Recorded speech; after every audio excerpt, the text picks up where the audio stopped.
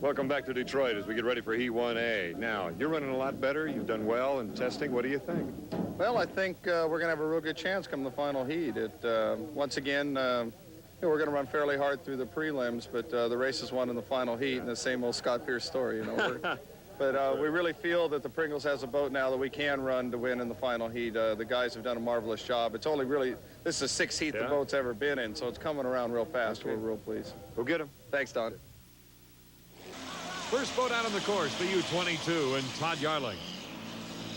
Jim Saddam, you ready to go? Yeah. I know you've had some prop problems, but they got the engine going much better now. Yeah, we've got all the engine problems straightened out, and Fairlane Tools did a lot of work on our props. They've been a lifesaver, and I think we're ready to go. Okay, good luck today. Thank you. The gentleman competing here in Heat 1A. Todd Yarling, the man driving the boat we just saw. Pocket Savers Plus. Mitch Evans in his debut in the Motor City, driving the Pepsi America's Choice. Scott Pierce in his first year under the Mr. Pringles banners with a turbine engine, that is. Finally, the national champion back in 1985, Chip Hanauer.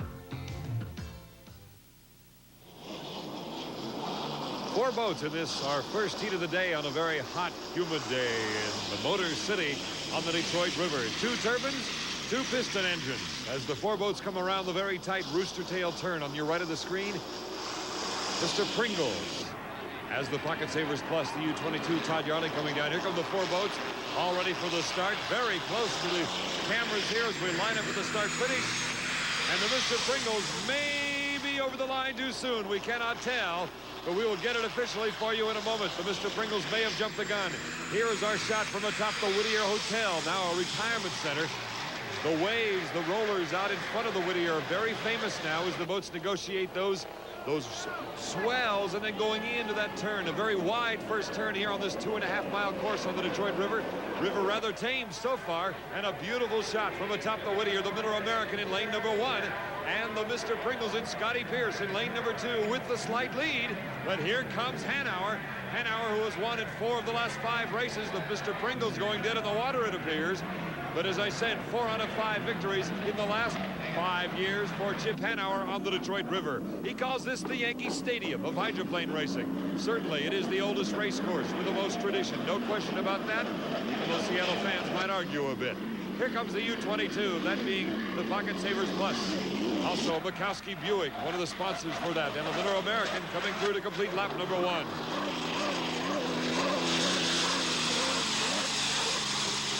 Todd Yarling and his wife, Tanya, watching on from the pits down in the rooster tail turn. The Mid-American, again, this a brand new boat for Chip Hanauer going into the wide first turn.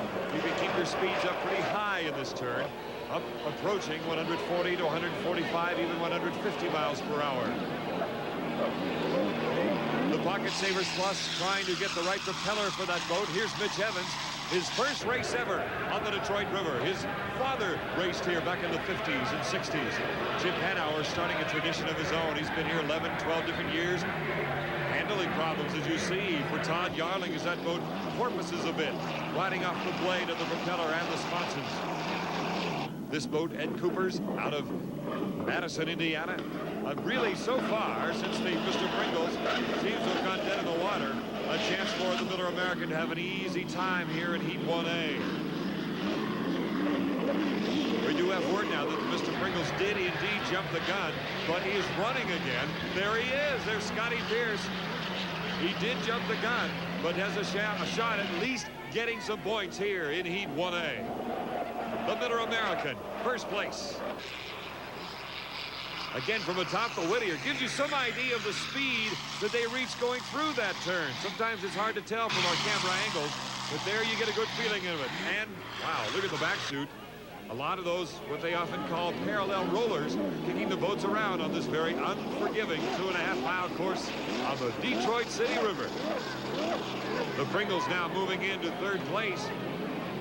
As Scotty Pierce had the inside, Mitch Evans out of Lake Chelan, Washington, runs a marina out on that resort lake, a huge lake in central Washington. And Chip Hanauer, very familiar sight as he drives the Mid-America here on the Detroit River.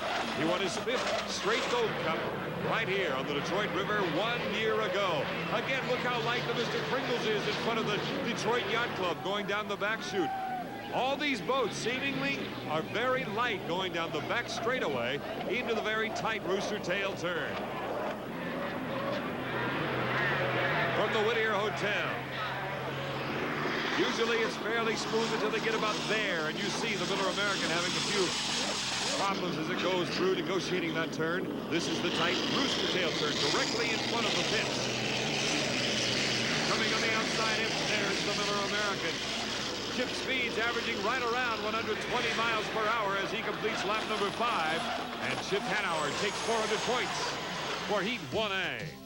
Here are the official results. Miller American, Pocket Savers Plus, that's Bukowski Buick as well. Then the Mr. Pringles, able to get 3rd place after jumping the gun and going dead in the water. Scotty Pierce doing a good job. And then finally, Pepsi, America's Choice with Mitch Evans. Looks like the Detroit River has raised its usual ugly head. This is not qualification water. No, it never is. You know, I can only remember maybe one time out of the last 11, 12 years I've been coming here that we really had nice water. One of those was a Monday, so it's tough.